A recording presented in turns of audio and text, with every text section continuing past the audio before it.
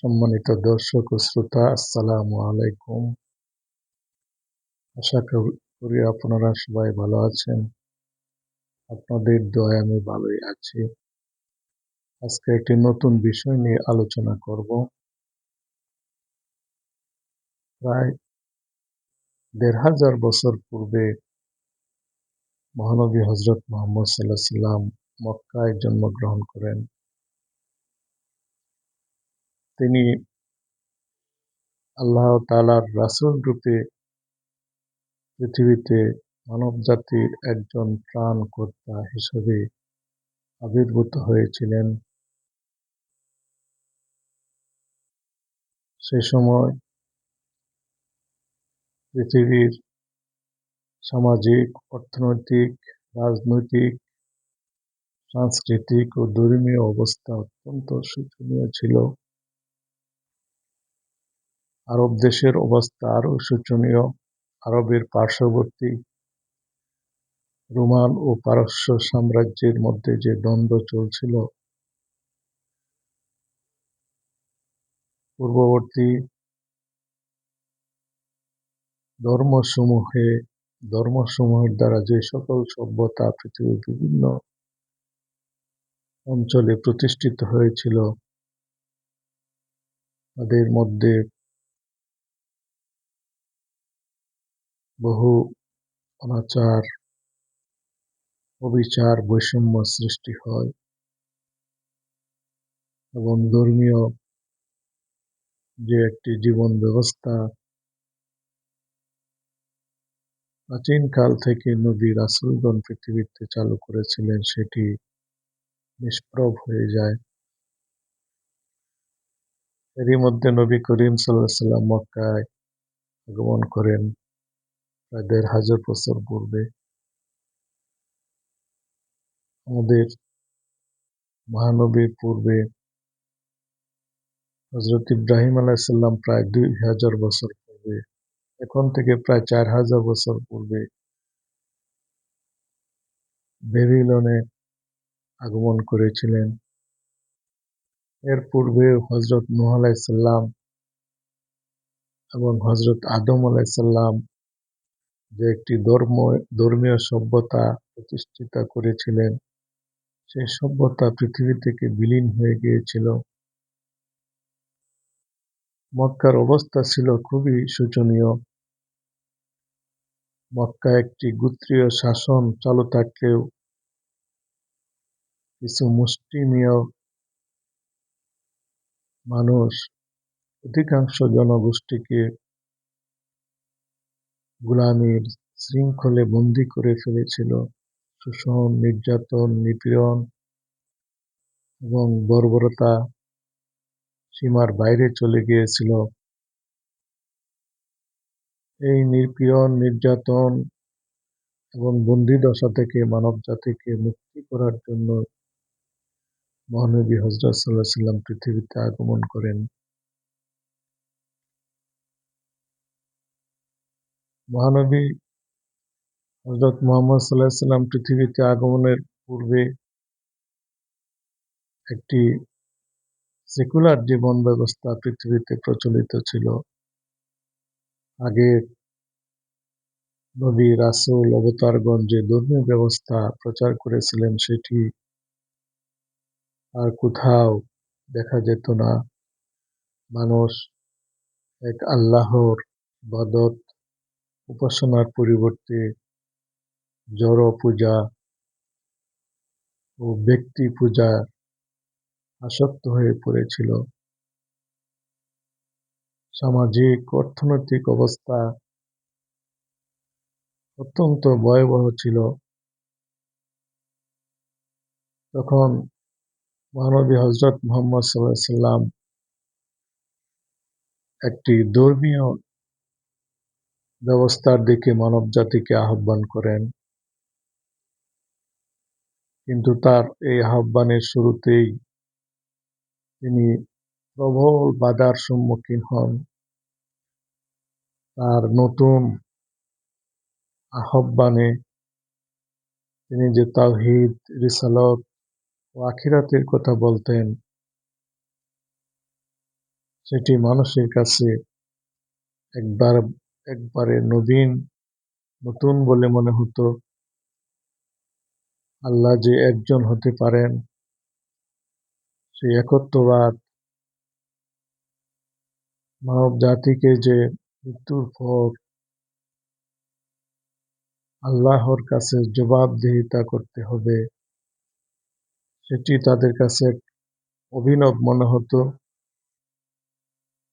স্বর্গ ও নরক এগুলিও তাদের কাছে নতুন মনে হতো। অবশ্য এগুলি প্রাচীনকাল থেকে পৃথিবীতে প্রচলিত ছিল, কিন্তু সেই ব্যবস্থাটা আর ছিল না। তাই প্রবল বাধার মুখেও মানুষের উপহাস, ঠাট্টা, বিদ্রূপ ইত্যাদির মুখে নবী করিম সাল্লাল্লাহু আলাইহি ওয়াসাল্লাম তার কাজ চালিয়ে যান।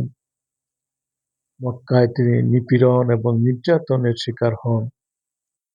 এহেন অসহায় অবস্থায় আল্লাহ পাক নবীকে সান্ত্বনা দান করেন এবং পবিত্র কোরআনের ৮৮ নম্বর সূরা, সূরা আল গাশিয়া অবতীর্ণ করেন।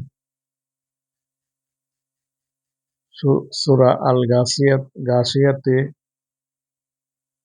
কিয়ামতের বর্ণনা, আল্লাহর কাছে মানুষের জবাবদিহিতা, শেষ বিচার, জান্নাত ও জাহান্নামের বিবরণ রয়েছে।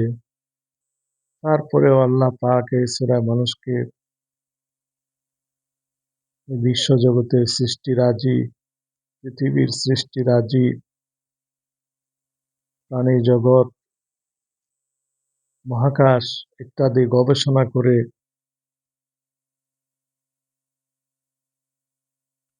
এই ব্যবস্থাটি বুঝার জন্য আহ্বান করেছেন যে নবীর কথা যদি তোমাদের বিশ্বাস না হয়, তাহলে তোমরা চিন্তা ভাবনা করো, চিন্তা গবেষণা করে দেখো যে এই সমস্ত সৃষ্টিরাজি কি আপনা আপনি সৃষ্টি হয়েছে, বা এই সকল সৃষ্টির পিছনে কোনো পরিকল্পনা রয়েছে। সূরা গাশিয়াতে এই সকল বিষয়ের বর্ণনা রয়েছে এবং নবীকে বলা হয়েছে আপনার দায়িত্ব শুধু মানুষকে দাওয়াত দেওয়া, ধর্মের কথা প্রচার করা, মানুষকে বাধ্য করা, জবরদস্তি করা সেটা আপনার কাজ নয়। যারা আপনাকে মেনে চলবে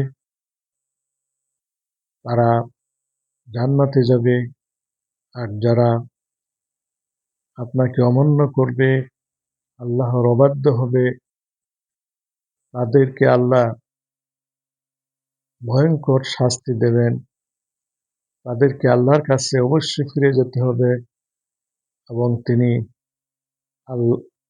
তাদের যাবতীয় কাজের হিসাব নিকাশ গ্রহণ করবেন। যা হোক, পৃথিবীতে বর্তমানে যে অবস্থা, সেটি প্রাচীনকালের জাহেলিয়াতের চাইতে কোনো অংশেই কম নয়। পৃথিবীতে বহু রাষ্ট্র রয়েছে, বহু সমাজ, বহু জাতি রয়েছে। বর্তমানে অধিকাংশ রাষ্ট্রই, অধিকাংশ জাতি দুর্নীতিতে নিমজ্জিত। যুদ্ধ, সন্ত্রাস, দারিদ্র এবং দুর্নীতি পৃথিবীতে ছড়িয়ে পড়েছে। পরিবেশের ভারসাম্য নষ্ট হয়ে গ্রিন হাউস প্রতিক্রিয়ায় পৃথিবী ধ্বংসের শেষ প্রান্তে পৌঁছে গেছে।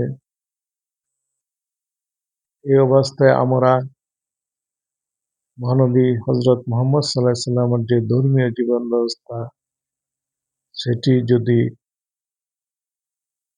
চালু করতে পারি, প্রবর্তন করতে পারি, তাহলে আশা করা যায় যে আগের মতো শান্তি এবং শৃঙ্খলা পৃথিবীতে প্রতিষ্ঠিত হবে। তাই মহানবীর এই ধর্মীয় অবস্থা পৃথিবীতে ফিরিয়ে আনার লক্ষ্যে আমরা সূরা গাশিয়ার উপর গবেষণা করি এবং বিশ্ব শান্তি প্রতিষ্ঠা করার জন্য একটি বিকল্প ব্যবস্থার সন্ধান পাই, যেটিকে আমরা কসমিক মেডিটেশন বলে উল্লেখ করেছি। যেমন সূরা গাশিয়ায় বলা হয়েছে, আফালা ইয়ানজুরুনা ইলাল ইবিলি কাইফা খুলিকাত ওয়া ইলাস সামাই কাইফা রুফিআত ওয়া ইলাল জিবালি কাইফা নুসিবাত ওয়া ইলাল আরদি কাইফা সুতিহাত। এই সূরায় মহাকাশ নিয়ে গবেষণা করার জন্য আল্লাহ মানব জাতিকে আহ্বান করেছেন। আল্লাহর অস্তিত্ব পবিত্র কোরআনের, পবিত্র ধর্মের সততা প্রমাণ করার জন্য তিনি মানুষকে মহাকাশ নিয়ে গবেষণা আহ্বান করেছেন। এই আয়াতের ভিত্তিতে আমরা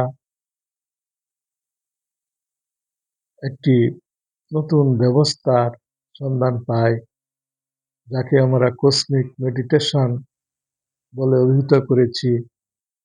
এই ব্যবস্থাটি প্রয়োগ করে বর্তমান বিশ্বে, আমাদের বাংলাদেশে একটি শান্তি, সমস্ত সমস্যার একটি শান্তিপূর্ণ সমাধান দেওয়া সম্ভব বলে আমরা মনে করি। এই ব্যবস্থাটির উপর একটি নিবন্ধ আমি এই আমার প্রোফাইলের লিঙ্কে দিয়ে দিয়েছি।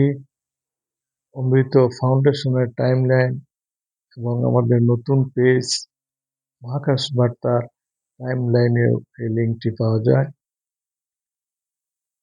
পরবর্তী সেশনগুলিতে আমি এই কসমিক মেডিটেশনের উপর ধারাবাহিক আলোচনা করব ইনশাল্লাহ। আসসালামু আলাইকুম ওয়া রাহমাতুল্লাহ।